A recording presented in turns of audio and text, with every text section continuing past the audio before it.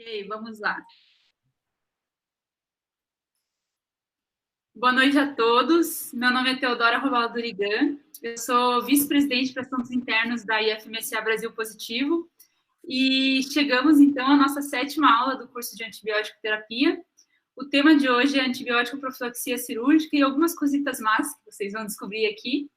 Excepcionalmente, o Bruno não vai participar da aula de hoje, mas a gente conta com a ilustre presença do Rodrigo Farnetano, infectologista pela UFMG e coordenador clínico da Rede Mater Dei de Saúde lá de Belo Horizonte.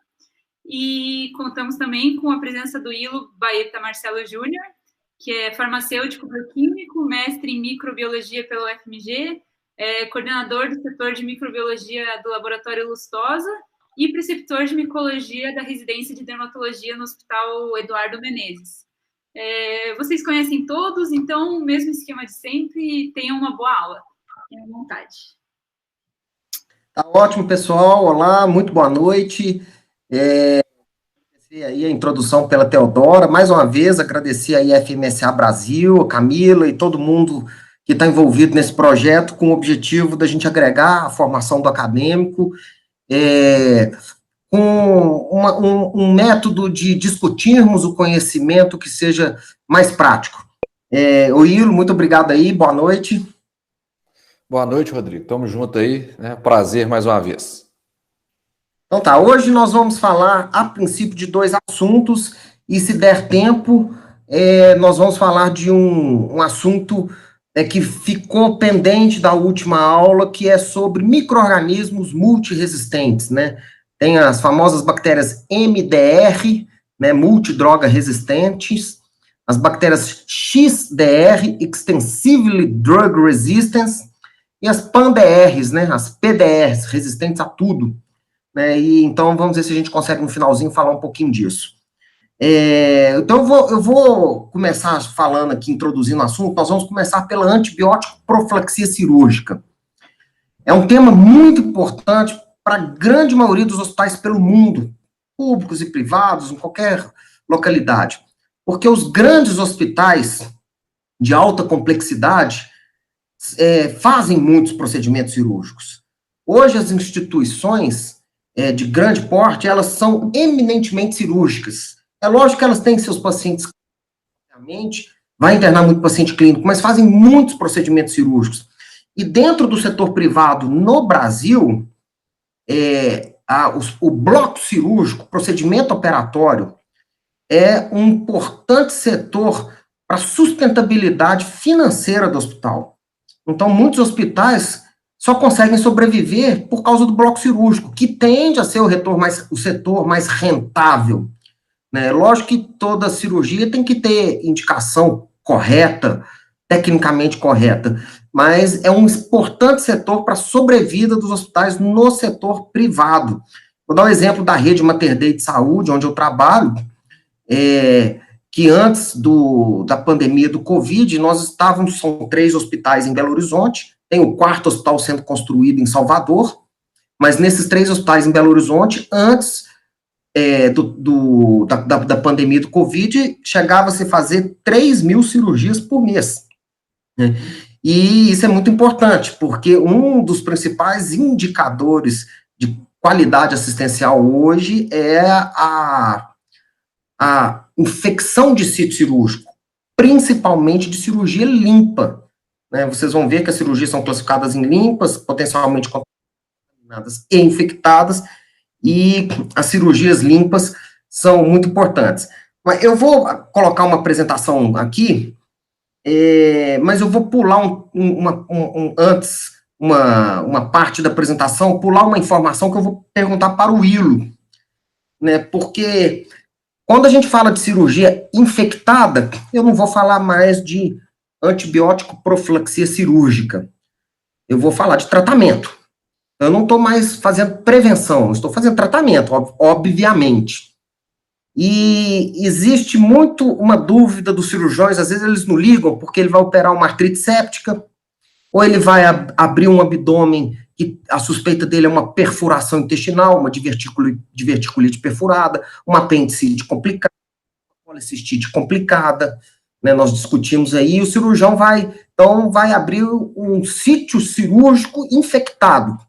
E muitas vezes eles nos perguntam, principalmente em cirurgia ortopédica, a gente pergunta, né, começa o antibiótico antes de coletar minha amostra cirúrgica para enviar para o laboratório, né?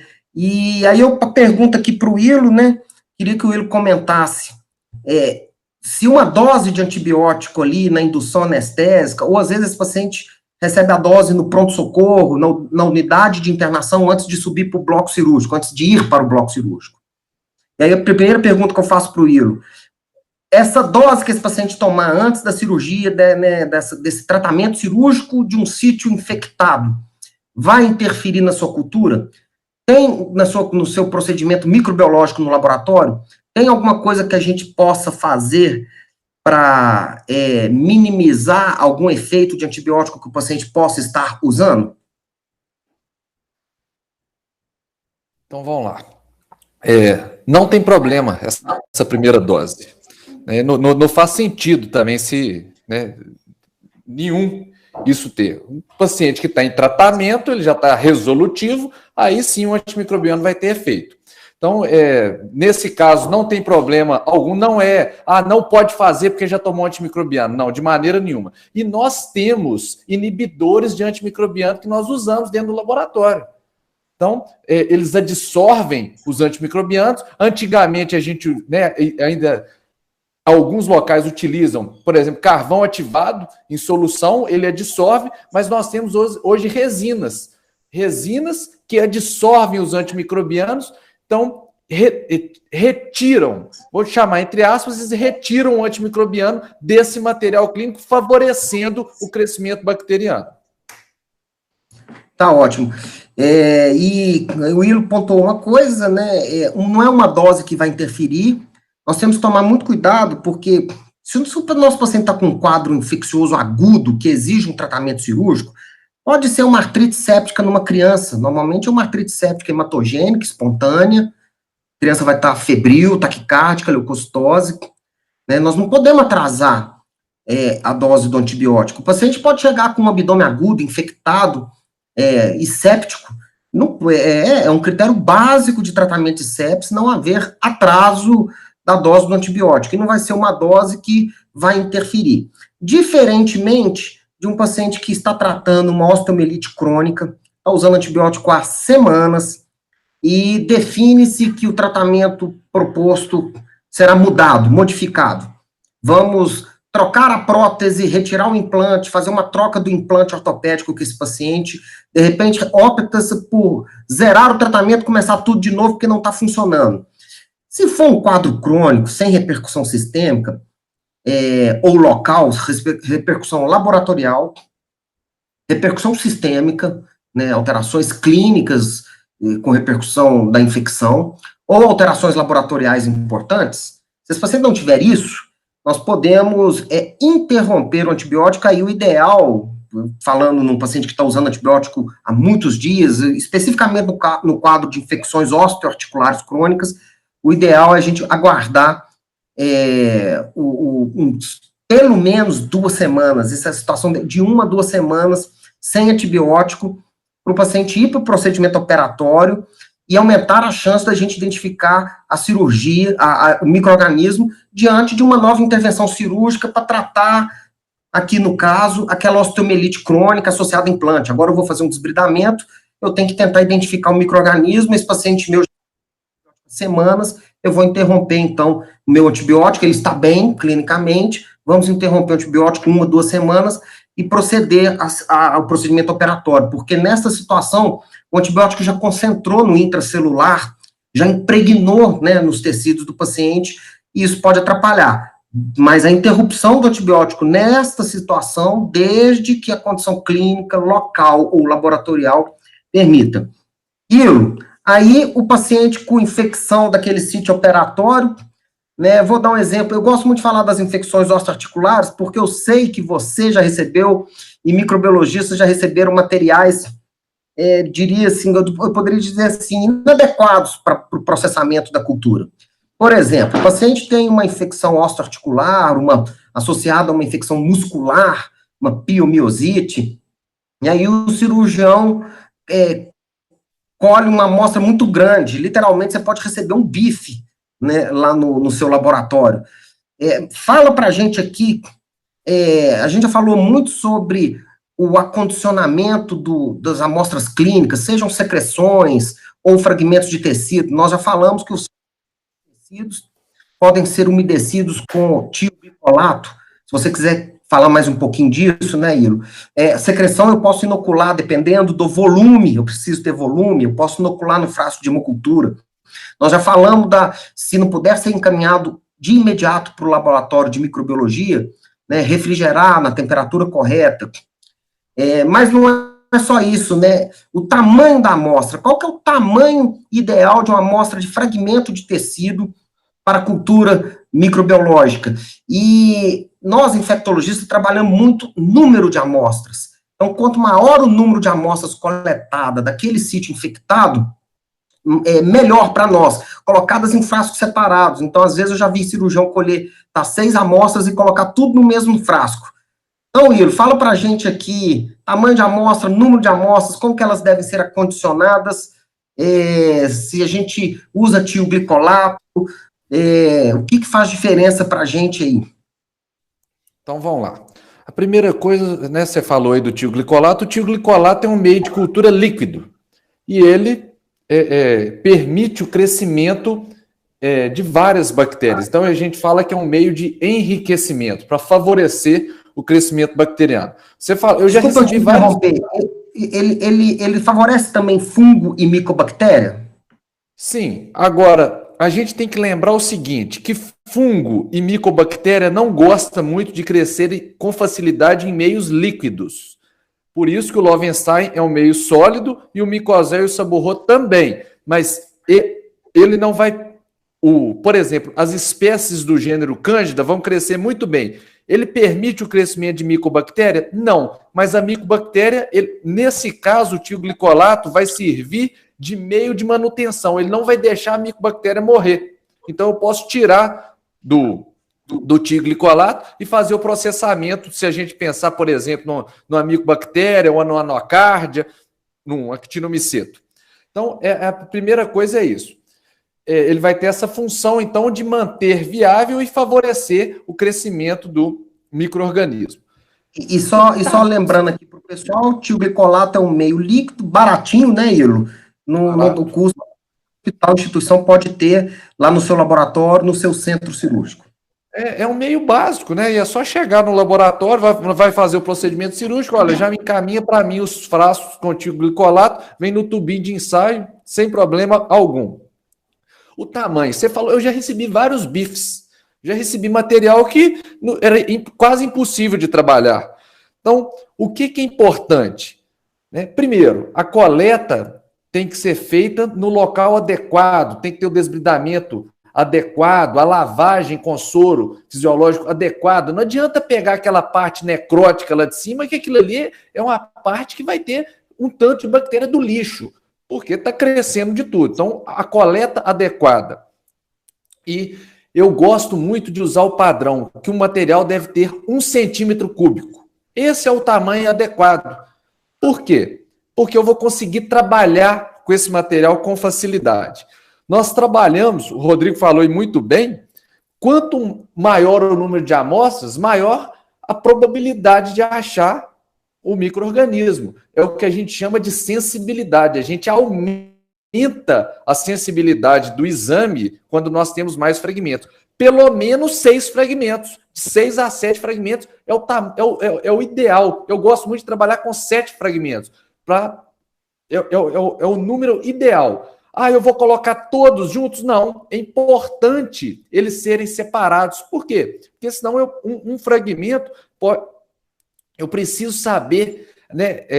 Se eu juntar tudo, eu perdi essa sensibilidade. Eu preciso ter culturas separadas e esse material vir bem identificado, né? Lá no Mater D, a gente tinha uma parceria grande. Às vezes o Rodrigo passava e já orientava o cirurgião, olha, preciso do material assim, assim, assado, e eles mandavam detalhadamente, olha, esse foi tirado do lado direito, esse da borda do lado esquerdo, esse da região central, e eu sempre gosto de ter um pouquinho a mais de material, porque é importante a gente fazer com um desses fragmentos uma lâmina, a gente chama de imprint, é como se fosse um carimbo, para a gente corar um gram, para a gente ver bactéria, e a gente consegue pelo gram também visualizar levedura.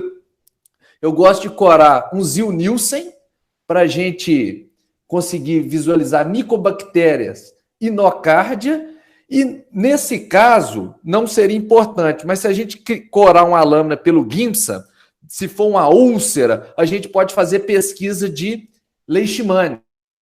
Não é o caso disso que a gente está tratando aqui, mas se for um paciente ambulatorial, um paciente com uma úlcera, eu posso pensar numa leishmaniose também. Ótimo, excelente. Lembrando que eu e o Ilo estamos falando aqui de Belo Horizonte, Minas Gerais, e a região metropolitana de Belo Horizonte é uma região endêmica de leishmaniose, principalmente visceral, calazar, mas nós temos também muita leishmaniose cutâneo-mucosa, tegumentar. Então, isso ocasionalmente aparece. E o Ilo pontuou uma coisa importante, a gente trabalha muito, assim, a educação continuada, a formação do conhecimento é fundamental. Então, a gente trabalha muito junto com cirurgiões, tanto os já antigos de casa, quanto os que estão em formação, os residentes, sobre, assim, cadastre bem o seu material, né? Às vezes a gente vê, assim, secreção de ferida operatória cadastrada como líquor, secreção de um joelho, de um intraarticular cadastrada como escarro. Então, assim, isso pode atrapalhar o raciocínio clínico do microbiologista. A gente está batendo muito na tecla aqui, prezados colegas, né, a grande maioria que esteja assistindo aí, nessa parceria do médico com a microbiologia. Nós estamos agora querendo, a nossa equipe de infecto, inclusive, Ilo, colocar que os nossos residentes de infectologia que passam conosco rodem o laboratório de microbiologia uma vez por semana. Vai não só melhorar o link da infectologia, do corpo clínico com o laboratório, mas também para aprender essa rotina. Então, Rodrigo, eu queria só comentar rapidinho em cima dessa sua colocação, só para o pessoal que está nos ouvindo, nos vendo aí, entender, né, o que é o laboratório, qual que é a função dele. A cultura, ela é direcionada de acordo com o material clínico. Eu direciono o que eu vou fazer em cima do material. Não existe cultura de diversos materiais. De onde que é? Não vou te falar, você tem que adivinhar. Não existe. Por quê? Porque a grande maioria do nosso corpo, nós temos a microbiota, que indígena, autóctone, que faz parte. E eu tenho que saber o que eu vou valorizar ou não. Inclusive, os nossos meios de cultura, eles são direcionados para o crescimento de determinada bactéria. Então, por exemplo, um líquor, a cultura é diferente de um fragmento de pele, que é diferente de um escarro, que é diferente de uma urina, que é diferente de fezes. Por quê? Porque eu tenho patógenos diferentes. Então, basicamente, a nossa cultura ela é direcionada para os possíveis patógenos que podem causar infecção naquele local. Então, isso aí é muito importante. O residente, né, o acadêmico, passar dentro do laboratório é importantíssimo, até mesmo para ele entender. Né, é muito comum a pessoa colher o material da cultura meio-dia. Quando chega às 6 horas da tarde, me liga, Ilo, já tem o resultado? Não tem que entender. A gente tem exame no laboratório que solta com 40 segundos. Um exemplo, a gasometria. A gasometria gasta 40 segundos para liberar. Agora, uma cultura vai depender. Os tempos de crescimento, eles são em torno de 16 horas. E a gente tem uma hemocultura que ela pode estender por 5, 7 dias, quando a gente pensa em fungo, por exemplo. Então, isso aí é muito importante. Eu acho que é um ganho muito grande para o médico ele conhecer esse processo laboratorial. Importantíssimo. É uma lacuna, inclusive, que existe na formação do acadêmico, do estudante de medicina em patologia clínica. Eu acho que a formação nas universidades deveriam privilegiar mais um pouco esta área do conhecimento, que é a patologia clínica. E, lamentavelmente, às vezes alguns líquidos corporais podem estar parecidos. Vou dar um exemplo. Às vezes, um líquido pleural, o cirurgião drena um tórax, ele pode estar parecido com uma urina turva. Uma urina infectada pode ser muito semelhante. Um líquor que esteja já xantocrômico ou caminhando já para ficar um líquor purulento, eu não vou conseguir diferenciar macroscopicamente se aquilo é líquor, líquido pleural, derrame pleural, né, um exudato pleural, ou uma urina. Pode ficar muito parecido. E eu, infelizmente, já vi cirurgião torácico mandando para o laboratório por falta de paciência. Às vezes o sistema do prontuário eletrônico não ajuda ele em cadastrar o material que ele colheu. Então, eu já vi líquido pleural ser cadastrado como urina. Também já vi líquor ser cadastrado como líquido pleural, né? O que é um problema, vai atrapalhar aí a sua rotina ou os micro-organismos que você esteja procurando.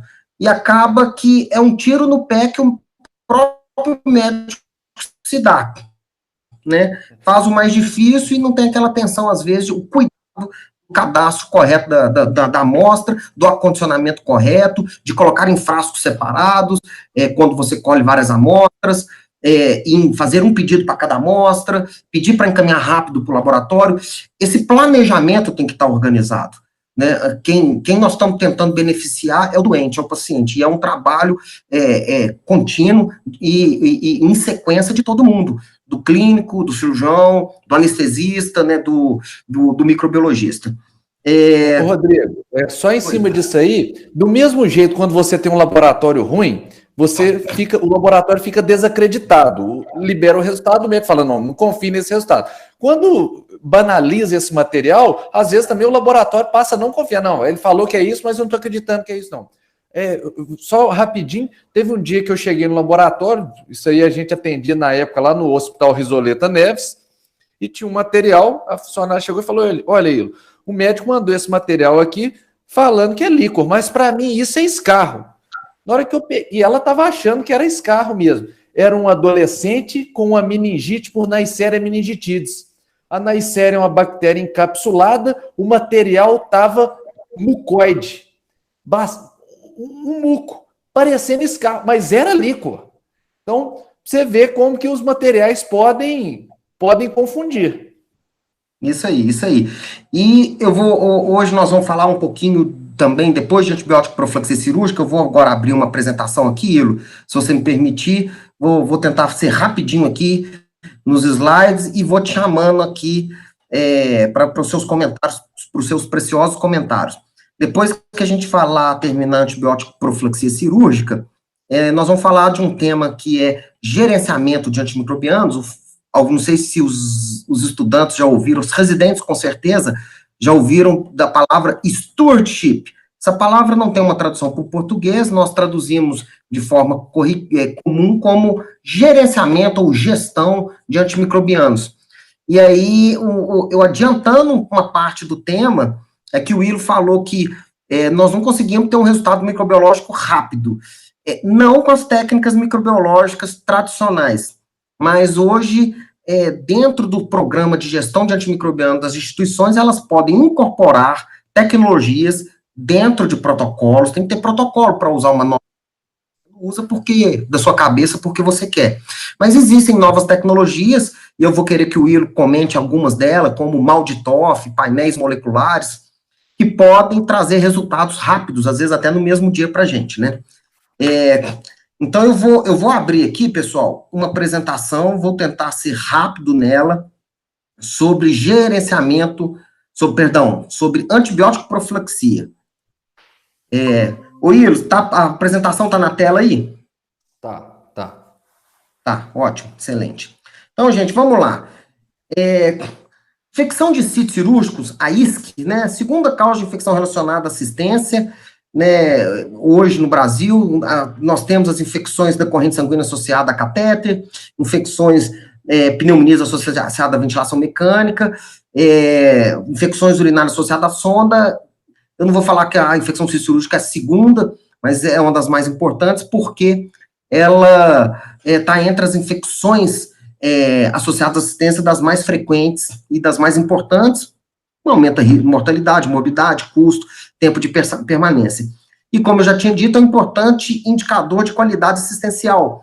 Quando um hospital opta por ser acreditado por alguma norma acreditadora, ISO, ONA, NAIRO, JCI, um dos indicadores mais importantes que eles vão olhar na instituição é a sua taxa de infecção de sítio cirúrgico, principalmente de cirurgia limpa.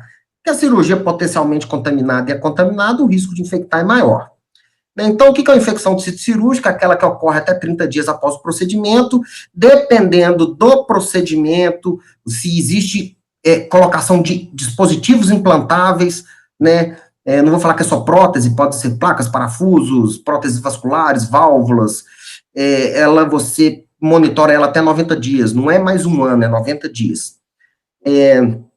Né, na época de Hipócrates, bem antes de Cristo, né, já havia uma recomendação de alguns cuidados para antes de procedimentos cirúrgicos, coisa básica, né, higienização das mãos, das unhas, usando vinho, o efeito do álcool do vinho aí como antisséptico.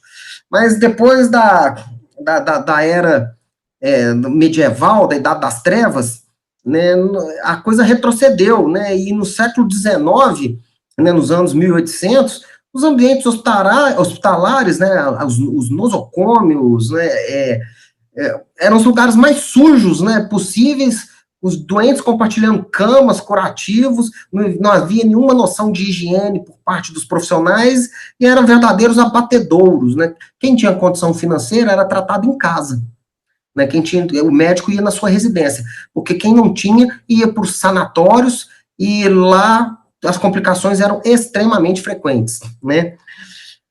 Em 1960, o Burke, ele fez uma grande publicação, estudos experimentais, e foi o primeiro pesquisador que mostrou benefício do antibiótico profilaxia cirúrgica, e já em 1960 ele mostrou que havia diferença no momento em que essa profilaxia era feita. Em experimento de animais, ele fazia o antibiótico 2 dias antes, 1 dia antes, no dia da cirurgia, depois, e já ali ele já mostrou que o antibiótico feito antes surtia mais efeito do que feito depois. Porque houve uma era, nos anos 70, se não me engano, 60, 70, em que a antibiótico profilaxia era feita depois que a cirurgia terminava. O cirurgião terminava de operar, fechava e falava, pode fazer o antibiótico agora. Ou seja, né, é uma questão conceitual que eu vou colocar aqui para vocês. A pele é a nossa principal barreira, né, de proteção do nosso corpo, é uma barreira não só física, ela é química, ela é biológica também, a gente não pode esquecer. Estamos dosando IgA para COVID, hoje IgA específico de COVID no sangue, mas a IgA é uma imunoglobulina de proteção de mucosa, é a IgA secretória, mas é lógico que você encontra ela no sangue, então é uma proteção biológica também da nossa pele. Então, no ato cirúrgico, o mais provável é que a flora, aquela microbiota que está, ou que é endógena, né, ou que é transitória, você pode estar com uma microbiota transitória por micro-organismos patogênicos. Você pode ser um portador de Staphylococcus aureus. Não é o nosso principal micro-organismo da nossa microbiota indígena, mas pode colonizar nossa pele. E ser colonizado por Staphylococcus aureus, eu poderia aqui poetizar que estar dormindo com o inimigo. Pode nunca acontecer nada na sua vida, mas ele pode estar só esperando a oportunidade, e uma incisão cirúrgica pode ser essa oportunidade. Né? Lógico que pode ocorrer contaminação de instrumental, né? Quebra de asepsia, antisepsia. E uma coisa muito importante, quando você faz uma cirurgia e não implanta nenhum tipo de dispositivo, ou cirurgia sem implante não biológico, normalmente você vai precisar de 100 mil bactérias por grama de tecido, né, uma contaminação desta magnitude para ter um quadro infeccioso. É lógico que tem outros fatores do paciente, imunossupressão, que pode interferir nisso. Isso aqui é uma regra geral, mas lógico que pode mudar individualmente. Mas quando você coloca um implante não biológico, qualquer tipo de implante não biológico, a quantidade de micro-organismo cai vertiginosamente, cai 1000 vezes. Eu posso precisar apenas de 100 bactérias numa grama de tecido, ou seja, quase que elas não se veem, se a gente pudesse estar lá do tamanho da bactéria, né, para ter infecção. Ou seja, o implante biológico facilita muito a infecção. Tem os fatores de risco do paciente, obviamente, né? Não vou ficar entrando nesses detalhes. Doenças crônicas, obesidade, tabagismo, infecção à distância, desnutrição, imunodepressão, isso tudo, grau de contaminação de cirurgia, interfere também no risco cirúrgico. Não é só a quebra da barreira e a presença de bactérias na sua, né, a própria flora ou uma flora transitória, que é um fator de risco. Né? Tem os fatores do intraoperatório, e eu vou colocar um slide aqui que explica isso melhor. Se a gente pegar aqui, eu quero que vocês prestem atenção que a largura da seta foi colocada proposital. Quanto mais larga a seta, mais forte é a evidência científica daquele fator de risco para infecção do sítio cirúrgico. Então, nós temos fatores pré-operatórios relacionados ao paciente, em vermelho, em verde ao ambiente, em azul a equipe cirúrgica. Vou passar aqui. Então, fatores do paciente, nós temos que controlar alguns fatores, alguns são mais importantes que o outro, o controle da diabetes, o tabagismo, isso é fundamental. Se eu tenho um paciente que está internado há muito tempo, ou vive internando, tem bactéria multiresistente, será que eu tenho que mudar meu esquema de antibiótico profilaxia cirúrgica? Então, alguns fatores são mais importantes que os outros, mas aqui estão fatores que são considerados bem destacados do paciente, que você deve controlar no pré-operatório, que ajuda a reduzir o risco de infecção cirúrgica. O banho pré-operatório é importante. No pré-operatório, um pouquinho antes de você operar o paciente, temos que fazer tricotomia, jamais com lâmina, tonsura, com máquina própria, máquina para centro cirúrgico, máquina que pode ser reprocessada. Tem antisepsia da mão da equipe, hoje a gente usa clorexidina e não mais soluções à base de iodo, os famosos PVPIs, polivinil pirrolidona, né? A antisepsia do sítio cirúrgico, não fazemos mais com PVPI, usamos as soluções à base de clorexidina, degermante alcoólica, mesmo para mão do cirurgião. Só não usa isso se tiver alergia ou alguma outra contraindicação. Os campos, né? E a profilaxia cirúrgica. A profilaxia cirúrgica vem a largura da seta. Ela é um dos fatores mais importantes para prevenir, que é o nosso foco da apresentação. No intraoperatório tem a técnica operatória, condições do ambiente, limpeza de superfície. No pós-operatório tem outros fatores que podem ajudar, cuidados com a ferida, controle da glicemia, mas o nosso foco aqui da apresentação é a profilaxia cirúrgica, que ocorre aqui no perioperatório, né, um pouquinho antes da cirurgia começar. Né? Nós queremos evitar isso aí, pessoal, né? Infecções de ferida operatória, olha isso aqui é uma coluna, isso aqui é uma artrodese, isso aqui são implantes colocados na coluna do paciente, né? Eu pergunto, dá para salvar esse tipo de implante? Não dá. Esse implante tem biofilme, esse implante tem que ser removido, né? Aqui uma criancinha aqui, provavelmente que operou uma meningomielocele, né? Ou uma espinha bífida, que deve ser mais meningomielocele. Então nós temos que trabalhar prevenção. E aqui eu vou passar rapidamente, de 2010, seguindo a linha do tempo de 2010 para cá, explodiu vários guidelines pelo avanço do conhecimento sobre prevenção de infecção de sítio cirúrgico, que a antibiótico profilaxia é só um dos pontos. Um ponto muito importante, mas só um deles. Eu tenho vários guidelines da APIC, que é a Associação de Profissionais de Controle de Infecção Americana, né, do IHI, do Instituto for Health Improvement, também 2013, aqui para infecção ortopédica, prevenção do IHI para infecção de sítio cirúrgico, guideline deles, também 2012, do SHEA e da Sociedade Americana de Doenças Infecciosas, um guideline aí, a atualização de um grande documento deles, de recomendação para prevenção de infecção de sítio cirúrgico, a ORN, que é a Associação das Enfermeiras de Centro Cirúrgico Americano, que é uma associação muito forte nos Estados Unidos, um guideline com várias práticas para prevenção de infecção intraoperatória. Temos documentos atualizados nessa década da Anvisa, né, a Organização Mundial de Saúde com guideline em 2016 para prevenção de infecção de sítio cirúrgico, o Instituto Unice, que é britânico,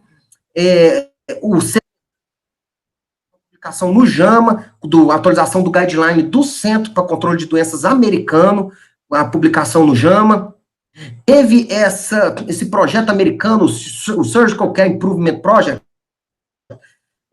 que foram várias entidades aqui, do CDC participando, várias entidades, Colégio Americano de Cirurgiões, e por aí vai. Administração dos Veteranos, Saúde dos Veteranos, que é uma entidade muito forte nos Estados Unidos, com plano de saúde e tudo, fizeram um projeto que era prevenir eventos adversos em infecção cirúrgica.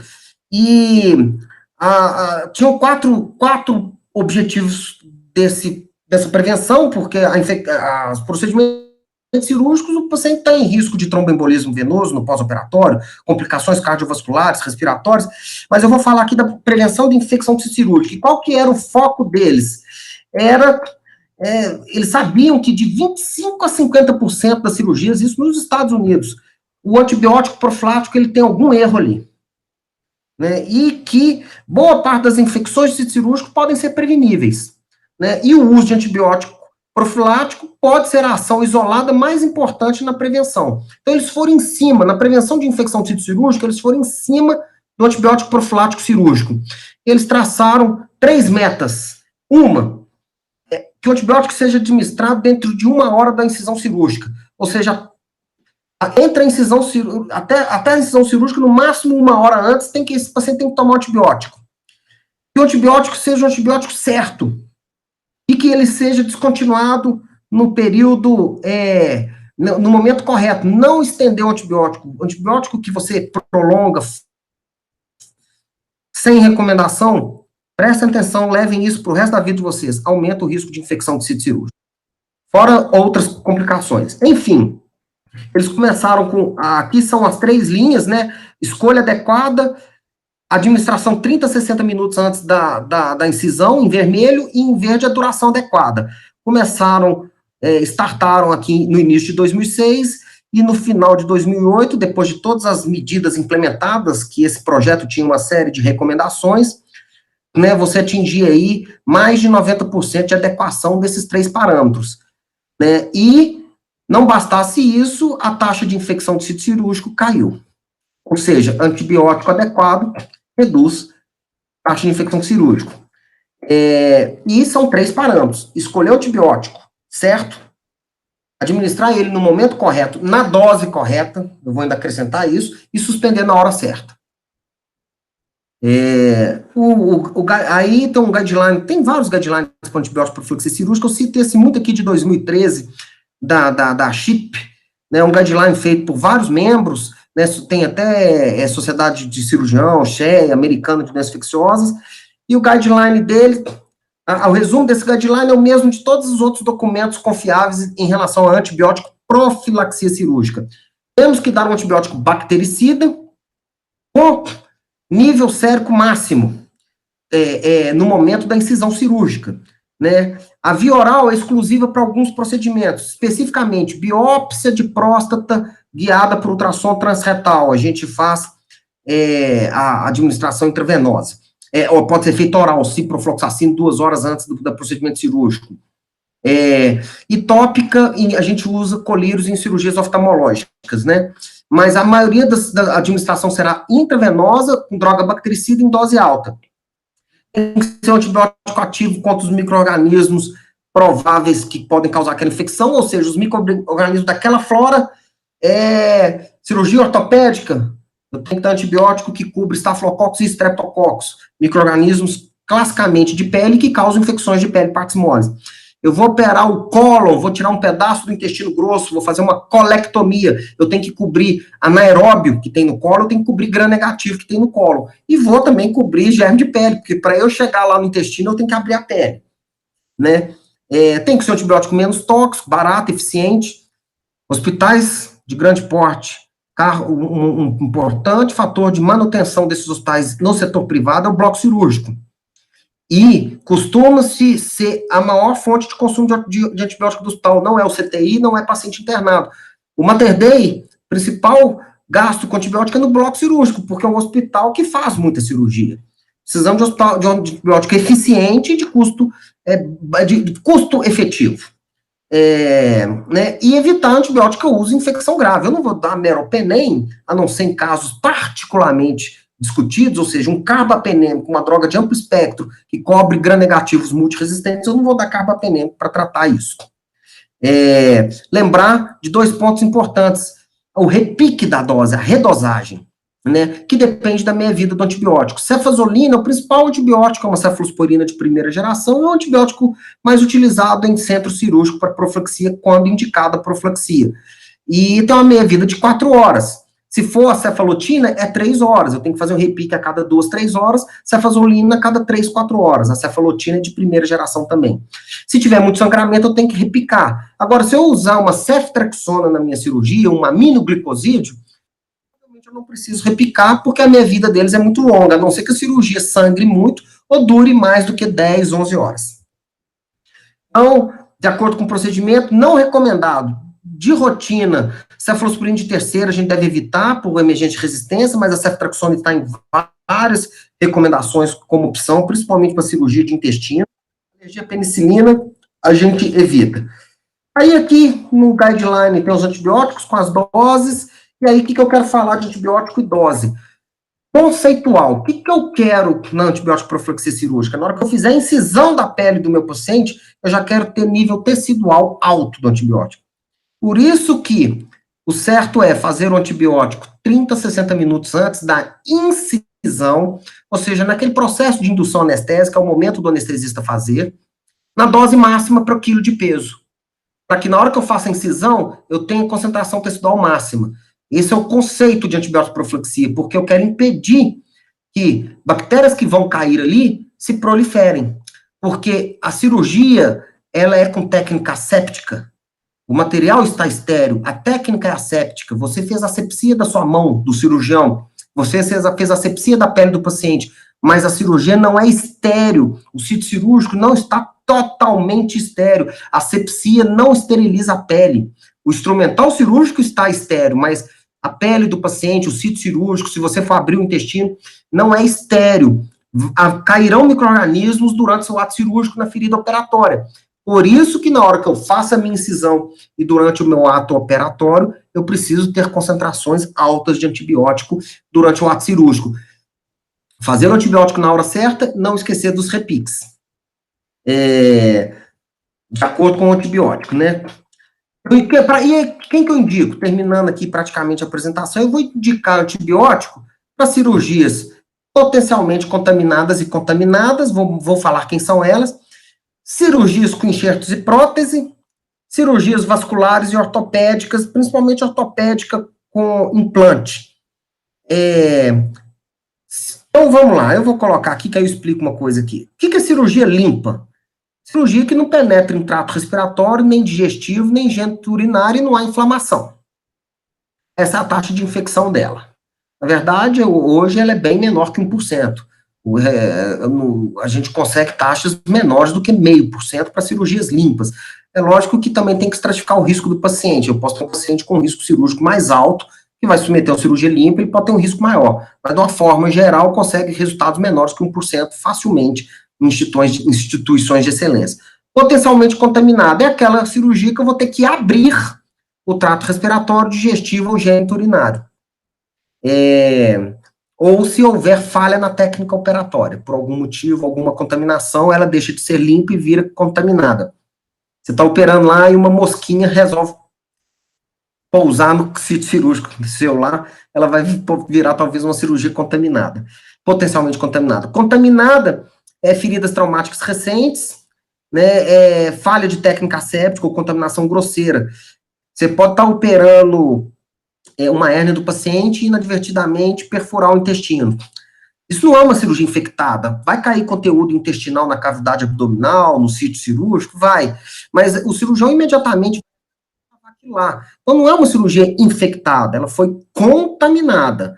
Né? E aqui ainda continua o conceito de antibiótico profilaxia cirúrgica. Eu não tenho que dar, caiu fezes lá, caiu líquido entérico, líquido do estômago, não era para cair dentro da barriga. Eu vou ter que dar agora 3, 5 dias, 7 dias, 10, 14, né, esses números cabalísticos, não tem que dar. Se tiver sido feito um controle adequado na hora, você vai manter essa antibiótico profilaxia conforme a orientação. E as infectadas, eu comecei de trás para frente a nossa reunião, nós não falamos mais de profilaxia, é tratamento. Então, pesar na balança aí, alergia, lesão de órgão, eu tenho que tomar cuidado antibiótico, né, não usar desnecessariamente para não ter emergência da colite pseudomembranosa pelo Clostridioides, o custo, indução de resistência, não previne infecção usar antibiótico por tempo maior. Então, o antibiótico vai depender, nós precisamos da escolha, momento e duração, os 3 pontos. Pensando em microbiota de pele, Staphylococcus strepto, cefalosporina de primeira geração, que a gente vai usar.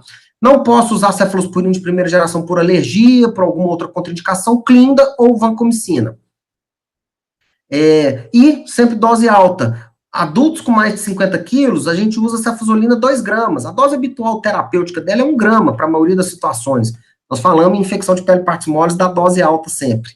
Mas para outras indicações, eu vou tratar uma ITU em gestante com cefazolina, eu vou dar 1 grama.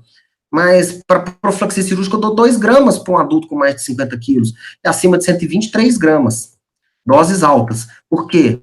Na hora da minha incisão, eu quero a maior concentração do antibiótico ali para impedir que a bactéria que vai contaminar o sítio cirúrgico adere e invada e se multiplica.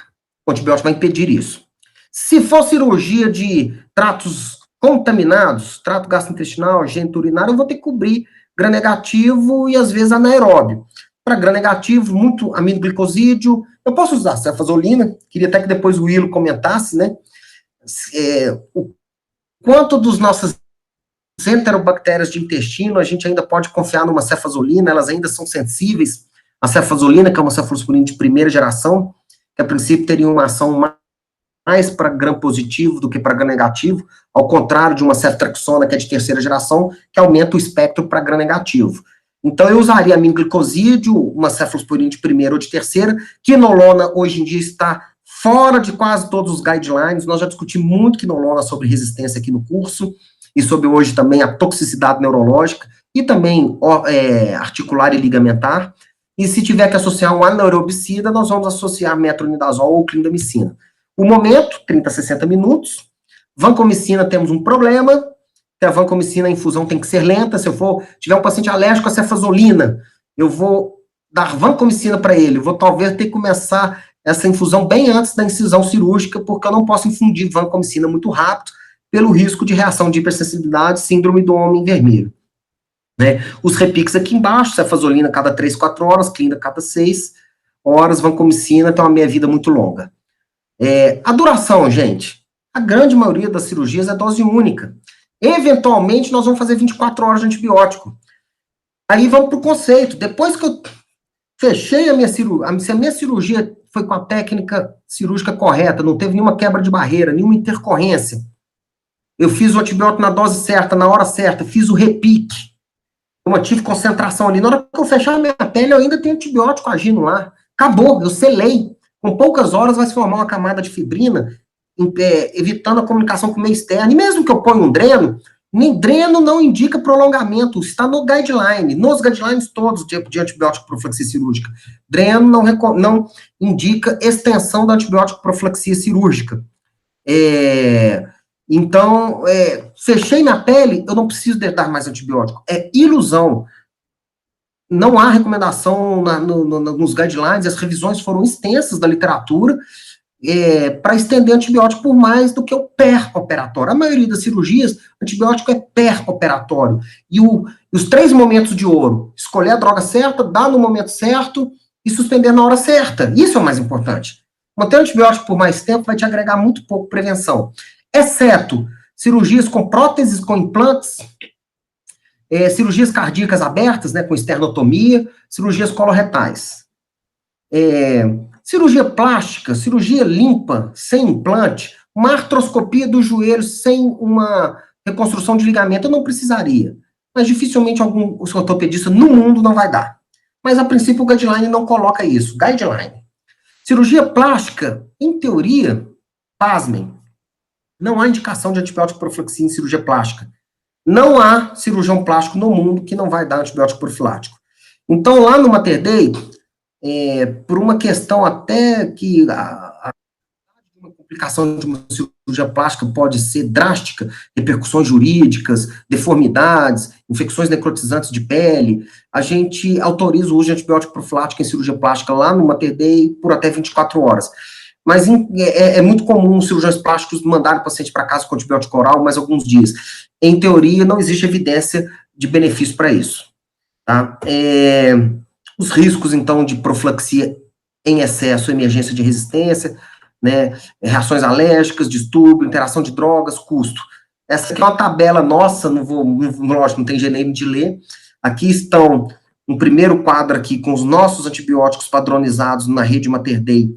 Quais são os antibióticos para profilaxia cirúrgicas, com as suas doses e repiques, algumas observações, e depois daqui para frente são todos os procedimentos cirúrgicos, né, que separados por equipes, né, por área, né, ortopedia, neurocirurgia, cirurgia torácica, geral, ginecologia, uro, plástica, oftalmologia, todos os procedimentos cirúrgicos, a primeira, segunda escolha, e a duração, quando tem indicação de 24 horas, a orientação da duração, né, suspender, não ultrapassar 24 horas. Transplante de órgão sólido é uma das poucas situações que você pode manter por 48 horas, antibiótico profilaxia cirúrgica. Esse aqui é o nosso resultado no Mater Dei, hoje nós estamos acompanhando também o momento da droga, e a duração. Alergia à penicilina, eu vou passar rápido aqui para a gente não perder tempo, não vem ao caso. A importante aqui, pessoal, muitos aí se transformarão em cirurgiões, estou acabando, são os últimos 2 slides, muitos serão futuros cirurgiões, futuros anestesistas. Cirurgião anestesista é um casamento. Para o bem ou para o mal, é um casamento. E espero que vocês façam casamentos felizes e duradouros. Então, é muito importante que caminhem juntos, que na maioria das instituições é delegado ao anestesista a responsabilidade que é do cirurgião da antibiótico profilaxia cirúrgica, porque o paciente é do cirurgião. Então, é muito importante esse alinhamento junto com o anestesista, de definir o momento adequado, a dose adequada, né, para o procedimento, os repiques e tudo mais. Então, essa parceria é muito importante. E as conclusões é que antibiótico profilaxia diminui o risco de infecção, é uma das principais medidas para prevenir infecção de sítio cirúrgico, mas não é a única, e ela não vai impedir sozinha isso. Né, a prevenção não deve basear apenas no antibiótico profilaxia cirúrgico, não é necessário erradicar todo o patógeno, o sítio não vai estar estéril, eu tenho que impedir que ele adere, invada e multiplique. E o uso de antibiótico, ainda que profilático, apresenta riscos de eventos adversos. Então, era isso que eu queria falar, deixa eu voltar aqui para a apresentação. Desculpa aí, eu te deixei de molho aí, eu queria fazer essa apresentação, e eu falei ali, né, Ilo, a cefazolina é um antibiótico. Tá só, perfeito, peraí. Pronto, deu? Tá ótimo. Então, cefalosporina de primeira geração vai ser o antibiótico profilático mais usado, porque eu posso usar uma cefazolina para fazer uma cirurgia plástica, numa cirurgia cardíaca, numa cirurgia neurológica, numa cirurgia ortopédica, numa cirurgia torácica, numa cirurgia urológica, e, por incrível que pareça, eu posso usar uma cefazolina com metronidazol, isso pode dar um nó na cabeça de algumas pessoas, mas inclusive, no Mater Dei, nossa primeira escolha, estão nos guidelines, a cefazolina, cefalosporina de primeira geração, com metronidazol para cirurgia coloretal, ou seja, quando eu faço uma colectomia, né? Os micro-organismos que eu tenho ali no colo, e eu ainda posso me considerar seguro de dar uma cefazolina junto com o metronidazol para a cirurgia coloretal? Ali nós vamos ter basicamente os bastonetes gram-negativos, né? E nós vamos ter também os cocos, enterococos vai estar presente ali, e os anaeróbios, né? Por isso até eu acredito que o uso do metronidazol. Rodrigo, por incrível que pareça, a maioria dessas bactérias que fazem parte da microbiota do trato gastrointestinal são muito sensíveis, elas respondem muito bem a essas cefalosporinas. Ótimo, ótimo. Hoje a gente evita quinolona porque a gente tem muita enterobactéria, né? Que são os gram-negativos aeróbicos que fermentam glicose, né? Resistente à quinolona, mas a cefazolina ainda é uma droga muito segura. Ali, eu dando a cefazolina, eu estou contemplando o Staphylococcus tetrococcus da pele, porque eu vou estar fazendo a incisão na pele. Nem que seja uma cirurgia para o vídeo, né? Ela vai ter que penetrar a pele. Estou contemplando as enterobactérias, Escherichia coli ali, por exemplo, né, para a gente ver muito proteus, às vezes, ainda sensível, né, a cefalosporina de primeira. Não vejo mais tanta sensibilidade das enterobactérias a ampicilina ou amoxicilina pura. Não tem. Né, hoje a gente vê muita resistência, inclusive nem é muito mais recomendado em gestante, como a gente não pode usar quinolona em gestante, um dos esquemas que era recomendado para ITU em gestante, e ITU nós temos que tratar, né, as enterobactérias, era ampicilina. A amoxicilina está saindo dos guidelines, inclusive um guideline feito agora recentemente pela Sociedade Brasileira de Urologia, de Ginecologia e Obstetrícia e de Infectologia. Acho que até a Camila participou desse guideline, daqui da FMSA. A ampicilina e a amoxicilina saíram como opções para tratar ITU em gestante, mas a cefalosporina de primeira geração ainda são opções para gestantes. Ali eu estou pensando em tratar uma Escherichia coli, principalmente, né, um Streptococcus, o H-Lact, né, que causa infecção urinária da mulher. Mas voltando aqui para a profilaxia de uma cirurgia coloretal, eu tenho que cobrir o gram positivo de pele, a enterobactéria e o anaeróbio. A cefazolina com o metronidazol, que é um anaerobicida, cumpre muito bem esse papel, né? Agora eu vou mudar agora de assunto, Ilo, e agora eu vou passar mais a bola para você. Rodrigo, eu queria só fazer um comentário, que é porque a gente colocou aí, você colocou do biofilme, às vezes o pessoal pode não entender bem o que é, né? A capacidade que a bactéria tem de formar uma matriz polimérica, e aquilo ali fica muito difícil do antimicrobiano penetrar. Eu vou falar aqui, a grosso modo, só para o pessoal entender, porque todo mundo já visualizou. Quando a gente tem uma caixa d'água que fica com a água parada, a água há muito tempo, ou então no leito de um rio, dá aquele como se fosse um lodo grudado ali nas pedras, né, no encanamento. O biofilme é basicamente isso.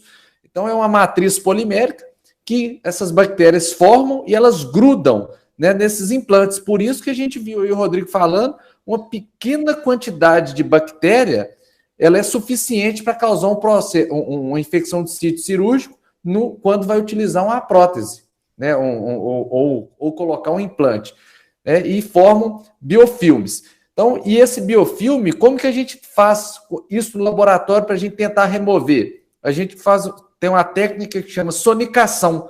Nada mais é do que a gente colocar esse material no ultrassom para tentar quebrar esse biofilme e para a gente conseguir recuperar essa bactéria.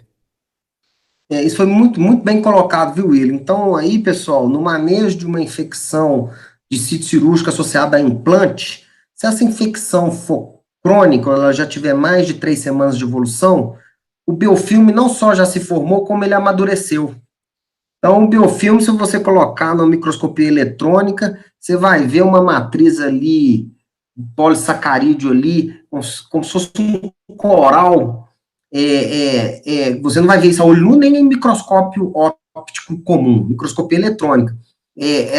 Essa é uma matriz que as bactérias produziram e que impede a penetração do antibiótico, e impede, inclusive, a penetração do sistema imunológico. Na verdade, libera-se alguns fatores que causam até imunossupressão local. E fica aquela infecção crônica, arrastada, enjoada, não é aquela infecção aguda. Por quê? Porque aí o Will pode falar também, a bactéria no biofilme, se ela mantiver o metabolismo normal dela, ela morre. Porque o biofilme protege ela, mas reduz a captação de nutriente. Então, ela tem que assumir uma forma que a gente fala formas planctônicas. Então, ela reduz o metabolismo, né? E fica ali. O comportamento dela é completamente diferente, né? Tanto é que a dificuldade de crescimento dela é incrível, devido a essa forma planctônica mesmo. Ela fica como se fosse uma estrutura de resistência. Ela fica simplesmente sobrevivendo ali naquele ambiente. Se a gente não romper esse biofilme, é muito difícil a gente conseguir recuperar a bactéria ali. E aí, dentro do manejo de infecções associadas a implantes, quando você retira o implante, infelizmente no Brasil não é a minoria das instituições que tem o sonicador, né, Ilo? infelizmente, porque o que é o ideal? É você mandar aquele implante para a cultura, né, certamente o cirurgião vai estar mandando vários outros fragmentos. Vamos seguir aqui recapitulando o que o Will falou, fragmentos de até 1 centímetro de tecido, cada um em frasco separado, umedeça com tilglicolato, um pedido de cultura para cada exame, secreção, se der inocula em frasco de hemicultura, ou então manda na seringa. E se ele tirou parafuso, tirou fio metálico, placa, o ideal é que o laboratório tivesse um sonicador, e aí o sonicador, né, Will, você coloca dentro de um frasco com soro, né, e depois você vai fazer com este soro, não é isso? Isso, aí a gente não faz a cultura do material, a gente vai fazer porque a gente coloca um ultrassom, depois nós vamos centrifugar e fazer a cultura do material que foi extraído daquele implante, daquela prótese. Rodrigo, você colocou aí a questão da cirurgia plástica, assim, eu já tive vários casos de receber o implante, e aí o dono do implante quer sempre do laboratório uma pergunta que é impossível de ser respondida. A prótese, o implante veio contaminado ou ele foi contaminado na hora da cirurgia? Eu consigo simplesmente falar a bactéria que tem nele. Agora, de onde que ela vem, infelizmente, não tem como. Tá certo, E em cirurgia plástica, eu como infectologista e a nossa equipe aqui, a gente vê muita complicação, porque, né, nossa amostra é viciada, né? São milhares de cirurgias, algumas complicam, né? Isso aí para qualquer cirurgião, para qualquer instituição, mesmo as de altíssimo desempenho. Mas a gente vê, né, acaba vendo aí um volume de complicações cirúrgicas, e em pacientes que fizeram 5 dias, 1 semana de antibiótico profilático em casa, e aí o problema é que essa infecção a gente já começa a ficar preocupado. Se ele infectou em uso de 5 dias de antibiótico profilático em casa, que a literatura não recomenda, aquela bactéria é resistente àquele antibiótico, e já pode ter sido selecionada como uma bactéria multiresistente. Vou passar agora para um tema aqui que é bate-papo, que eu gosto muito. Pessoal, stewardship de antibiótico. Se alguém de vocês forem num congresso de controle de infecção hospitalar ou de infectologia dentro e fora do Brasil, hoje um dos principais carros-chefes terão várias palestras, pode ter certeza que vai ter 2, 3 por dia sobre stewardship de antibióticos. Por quê? Porque o stewardship hoje é um programa que eu poderia dizer assim, é um movimento mundial para frear a resistência microbiana, para a gente evitar aquele problema de termos 50 milhões de mortos por ano no ano de 2050, 10 milhões de óbitos por ano no ano de 2050, associados, não vou falar que é um nexo direto, mas associado à resistência microbiana. Então, o que é o stewardship? Existem guidelines para isso, eu não vou ficar colocando literatura aqui, eu vou fazer um comentário e vou passar aqui para o Will, com os comentários dele, sobre uma questão importante dentro do stewardship. O stewardship é você reunir com a alta direção da sua instituição, com a TI, com a comunicação, com a farmácia, com o laboratório, principalmente, com as equipes médicas, e estabelecer protocolos para que você possa reduzir o consumo de antibiótico. Na verdade, a palavra mais correta é adequar o consumo de antibiótico da sua instituição, e adequar, grande parte das vezes, será reduzir o consumo, né? Suspender quando você descartar a infecção, descalonar quando você puder identificar rapidamente o seu micro-organismo, né? Ou você, às vezes, descarta que a infecção é bacteriana e confirma que ela é viral.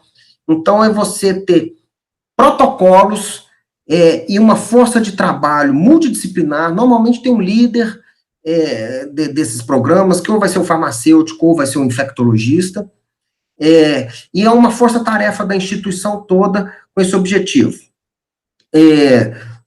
Lá no Mater Dei, nós implantamos o nosso stewardship em 2018, começamos em 2017 numa avaliação do nosso cenário no plano piloto, 2018 começamos, e avançamos muito na aquisição de outros métodos diagnósticos para acelerar o meu diagnóstico de quadros infecciosos, de identificação microbiológica, para eu poder descalonar rápido ou excluir uma infecção bacteriana,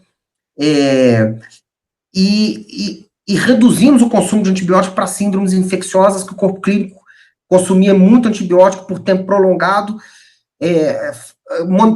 Monitoramos hoje toxicidade de alguns micro-organismos, de alguns antibióticos, a gente monitora nível sério de vanco, monitora nível sério de amicacina, porque stewardship não é só reduzir consumo, não é só adequar consumo, é reduzir evento adverso de antibiótico, é usar de forma mais segura. Então, monitorar a vancomicina, os guidelines recomendam isso para evitar as toxicidades da vanco, monitorar nível sérico de amicacina, é um aminoglicosídeo, ototoxicidade, neurotoxicidade, não é só nefrotoxicidade, monitorar nível, torna seguro o uso da amicacina, torna mais seguro o uso da amicacina, e evito custos adicionais, né? Eu vou evitar que meu paciente vá para uma hemodiálise por causa de uma toxicidade de um nível sérico alto de amicacina, né? E, por exemplo, dentro de protocolos, usava-se antibiótico 10 a 14 dias para pneumonia no hospital, pneumonia comunitária, usava-se antibiótico 10 a 14 dias para ITU, e hoje, infecção do trato urinário, mesmo a infecção alta, pielonefrite, 5 a 7 dias, se muito 10, pneumonia, 7 dias, se muito 10, depois de 2 anos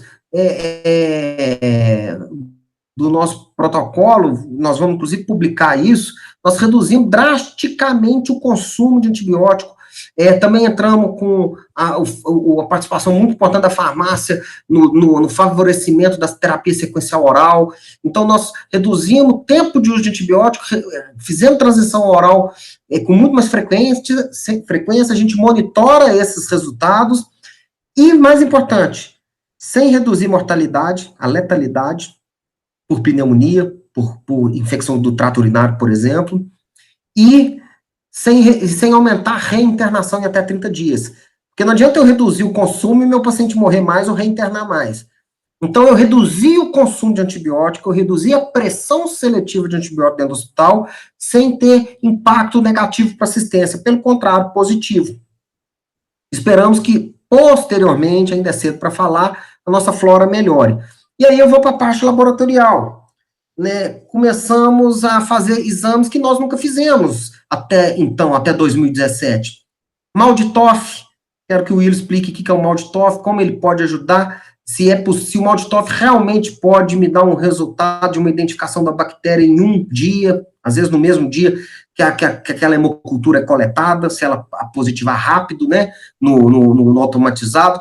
Então, Will, eu gostaria que você falasse um pouquinho de cultura automatizada, o que é, um pouquinho do mal de TOF, um pouquinho também de painel molecular, né, que a gente tem usado também painéis moleculares de secreção respiratória, de líquor principalmente, mas existe de sangue, de fezes, que é uma outro tipo de técnica que não é PCR, né, ação em cadeia da polimerase, para identificar micro-organismos, e que não é cultura moda antiga. Então, Ilo, cultura automatizada, mal de TOF, painel molecular, que são ferramentas importantes para a gestão de antimicrobianos no hospital, que permitem ou suspensão ou até mesmo descalonamento de antibióticos precoce. Então, vamos lá. Primeiramente, o laboratório de micro é um dos pilares do programa de stewardship. Sem o laboratório, não tem programa, né, Rodrigo? Exatamente. Não adianta. Tanto é que nos guidelines todo guideline stewardship tem a parte que é voltada somente para o laboratório, quais as ações que o laboratório de micro precisa ter. Então, vamos lá.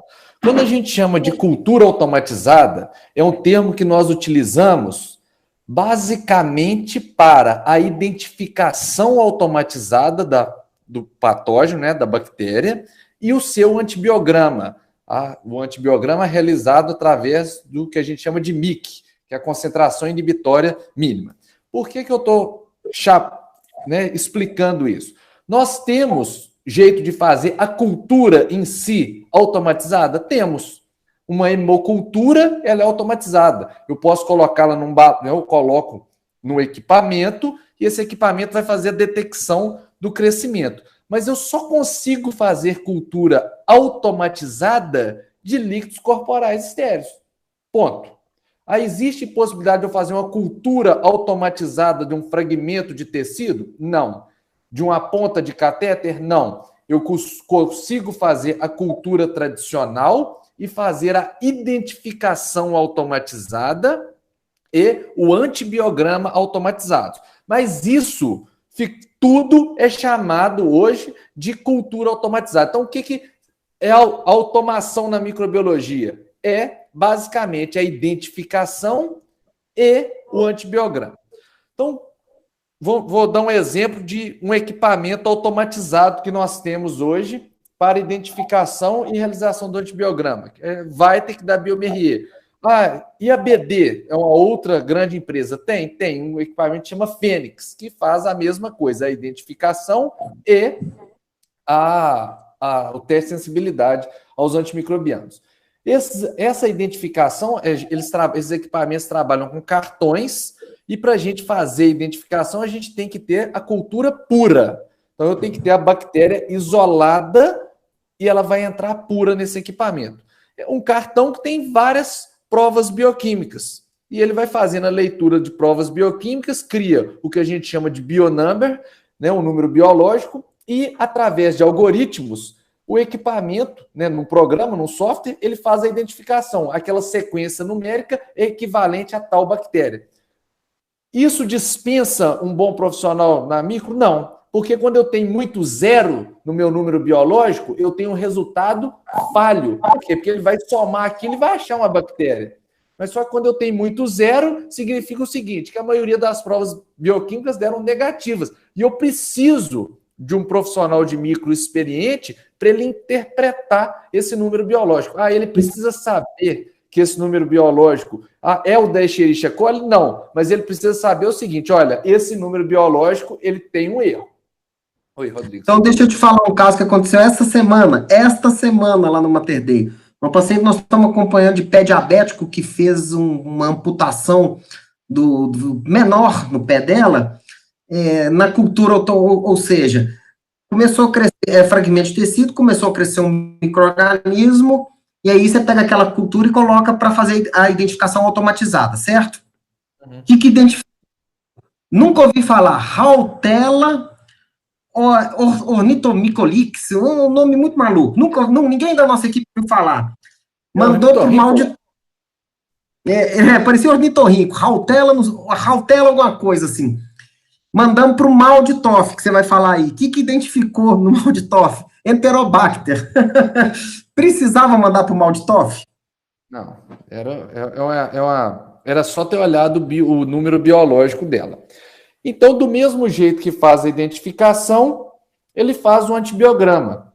O antibiograma, ele utiliza, né, geralmente são 3 concentrações de antimicrobiano, a gente vai ter a de sensibilidade e a de resistência, vai traçar uma curva extrapolando para a concentração inibitória mínima. Então, seria um antimicrobiano, um antibiograma em caldo, chegando a um amic, que a gente sabe que no stewardship vai ser muito importante, né, esse MIC, até mesmo para, se for necessário, ajuste de dose. Né? MIC é a concentração inibitória mínima capaz de impedir o crescimento daquela determinada bactéria. Então, quanto tempo que nós vamos ter uma... E aí é importante você falar, Ilo, né? Só lembrar para o pessoal que existem pontos de corte, de acordo com a metodologia laboratorial, BRCAST, EUCAST, CLSI, pontos de corte de resistência baseados no MIC, para cada bactéria e para cada antibiótico. Às vezes você tem uma bactéria com MIC X que é sensível, você vai liberar como sensível, mas está próximo da resistência. E aí é o que o Will falou. Se você for usar aquele antibiótico, ou pense em outra opção, ou ajuste a dose para uma dose maior. Hoje o BRCAST ele já até recomenda isso, né? Que ele fala o seguinte, que é sensível em dose aumentada, né, que é o que ele chama de intermediário. Ele não que antigamente a gente trazia o intermediário para o resistente, hoje não, é o contrário. O intermediário indica para o médico o seguinte, olha, essa bactéria, se for possível aumentar a dose sem levar à toxicidade, essa bactéria torna-se sensível. Isso pode ser utilizado nas bactérias multiresistentes, né, Rodrigo? Às vezes a gente tem pouquíssimas opções terapêuticas para essas bactérias. Gente, essa automação, essa identificação, vou chamar para as enterobacteriales, né, que são as mais comuns, em torno de 8 horas, o meu equipamento, ele consegue liberar o meu resultado. Então, após o crescimento bacteriano com 8 horas. Aí, se fosse a técnica tradicional, 24 horas. Então, ou seja, eu ganho 2/3 do tempo da liberação para ter esse resultado. Rodrigo falou, hoje nós temos um equipamento que chama MALDI-TOF, que é uma espectrometria de massa. Ele tem gasta 1 minuto para fazer a identificação. Ele não faz antibiograma, mas ele faz a identificação bacteriana. Ele ioniza a minha amostra bacteriana, a bactéria que tem que estar isolada. Na hemocultura, nós podemos trabalhar com a hemocultura direto, existem técnicas para isso. A bactéria positivou na hemocultura do balão, eu não repico no meio sólido, eu já posso fazer a ionização. Por que eu posso fazer? Porque na grande maioria das vezes, a infecção de corrente sanguínea ela não é polimicrobiana, é uma bactéria só que está causando a infecção. Aí o que eu ganho em identificar rapidamente? Quando eu conheço a microbiota, por exemplo, Rodrigo está com um paciente que fez uma cultura e eu já aviso para ele, olha, Rodrigo, é um Staphylococcus aureus ou é um Acinetobacter. Com a microbiota do hospital, ele já sabe o perfil dessa bactéria. Então ele sabe, olha, não, a grande maioria do nosso Staphylococcus aureus, ele é sensível à oxacilina. É um Acinetobacter. Aqui a grande maioria do Acinetobacter, ele é sensível a Ampicillobactam. Então ele já consegue fazer um direcionamento desse tratamento. E ou seja, com menos de um dia, né, Iro? Ou seja, meu paciente tem que entender que essas tecnologias podem ser muito aplicadas em pacientes graves. O ideal é que fizesse, às vezes, com todo mundo dentro do hospital, mas, poxa, eu posso ter um paciente meu que fez um choque séptico no CTI novo, eu colhi a hemocultura, com 6, 8 horas essa hemocultura positivou lá no automatizado, o Ilo colocou no MALDI-TOF e já me falou, Rodrigo, é um Acinetobacter. E eu estou dando um antibiótico de uma combinação de antibióticos de amplo espectro, eu já posso direcionar. Isso é stewardship. Exatamente. Na questão que a gente discutiu de infecção de sítio cirúrgico, por exemplo, com um processo desse, eu posso... Olha a diferença. Se você tem um paciente e ele está colonizado por Staphylococcus aureus sensível à oxacilina, o antimicrobiano que ele vai utilizar, pré-cirúrgico, é a cefazolina. Se for resistente, você já muda para vancomicina, ou seja, você sai de uma cefalosporina de primeira geração para ir basicamente no último tratamento que a gente tem para Staphylococcus, né, que seria o glicopeptídeo, a vancomicina. Então, a mudança ela é muito grande, é muito importante a gente ter isso aí, principalmente na cirurgia de urgência, né, Rodrigo? Porque nossa cirurgia programada, o tempo, ele pode não ser tão importante, mas nossa cirurgia de urgência vai ser importante. E hoje, nós ainda temos, né, a parte de PCR multiplex, que a gente colheu o material e fazer o que o Rodrigo chamou aí, os painéis. E nós, né, essa epidemia, essa pandemia do Covid nos mostrou como nós estamos mal preparados para esse tipo de diagnóstico. Então, nós temos hoje painéis que nós chamamos de diagnósticos sindrômicos, onde que colher um líquor. Então, nós temos, por exemplo, para líquor, nós temos para infecção do trato respiratório superior, infecção do trato respiratório inferior, para sepsis, que esse painel já me fala se a infecção é fúngica, se ela é bacteriana, se ela é viral, e já me aponta qual que é o patógeno. Então, isso é muito importante. Nós temos hoje, por exemplo, painéis que ele já me fala, inclusive, da resistência. É um Staphylococcus aureus e ele é sensível ou resistente à oxacilina, que é a droga de escolha. Eu estou com um paciente com tuberculose.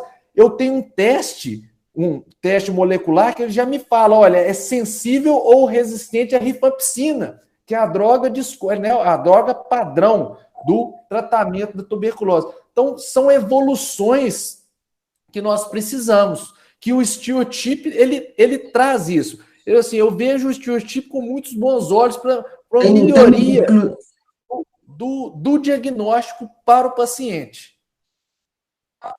O stewardship é fundamental. O stewardship, ele faz a gente usar o antibiótico de forma muito mais racional e salva vidas, inclusive. Inclusive, Ilo, né, esses painéis moleculares, acho que é uma coisa importante você frisar, que, se não me engano, de uma alíquota das amostras clínicas, que seja de líquor, de secreção respiratória, de sangue, muito pequena, e o resultado sai rápido, não é? Gente, a alíquota é mínima. A gente tem resultado aí em torno de 1 hora, 45 minutos. É um ganho muito grande.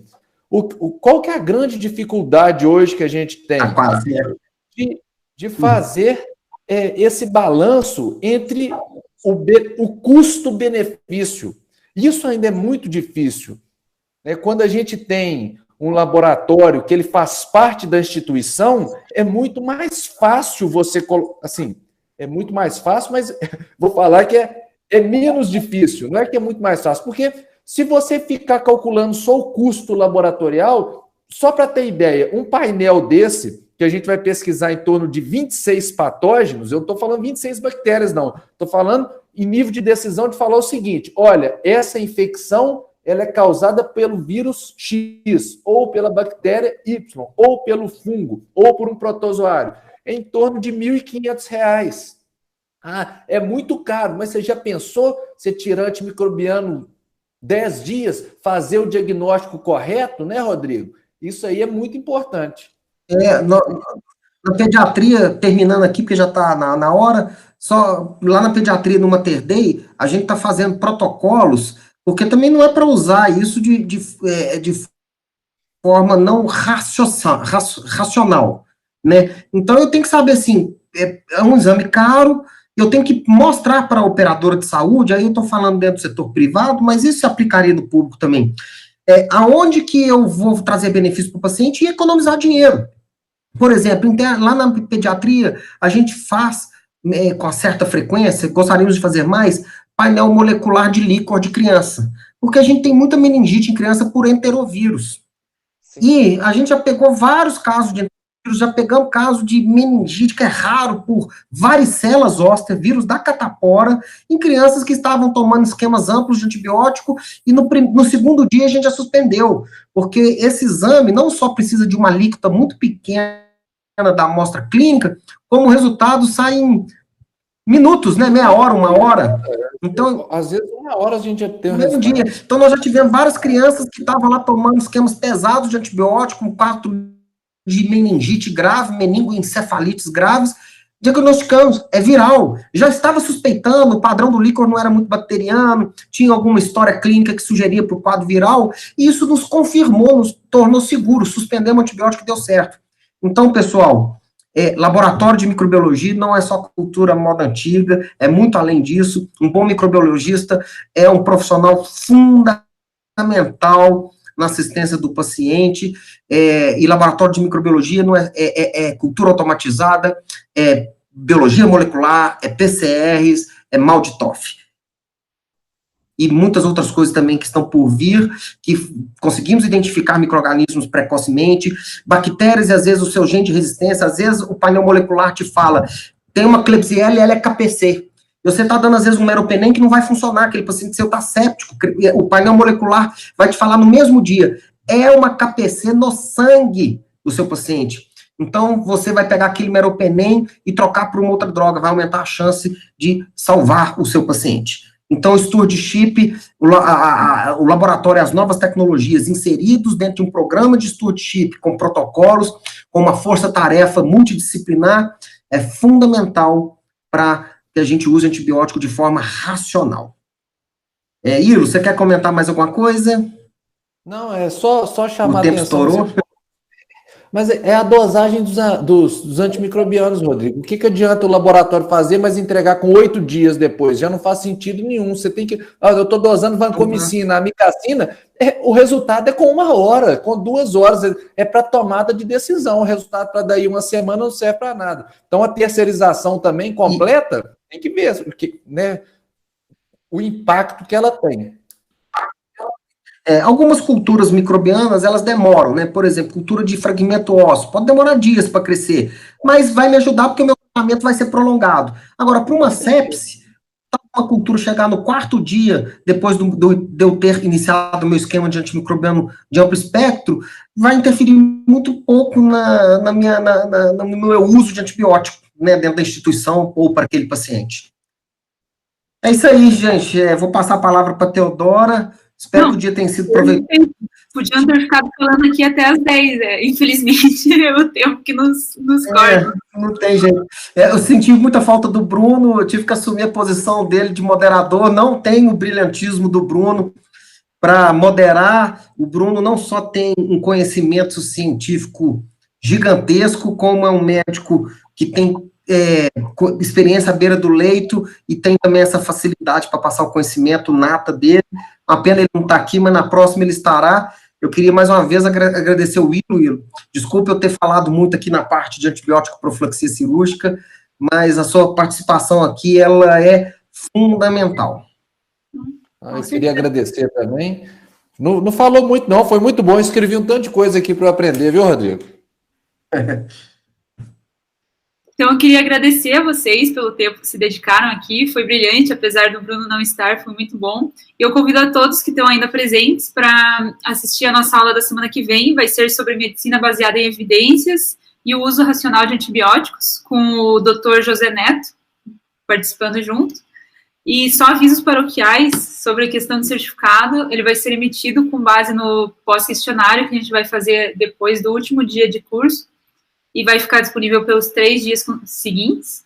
E caso tenha restado alguma dúvida, entre no nosso grupo do Telegram, que está aqui nas descrições, e que os professores com certeza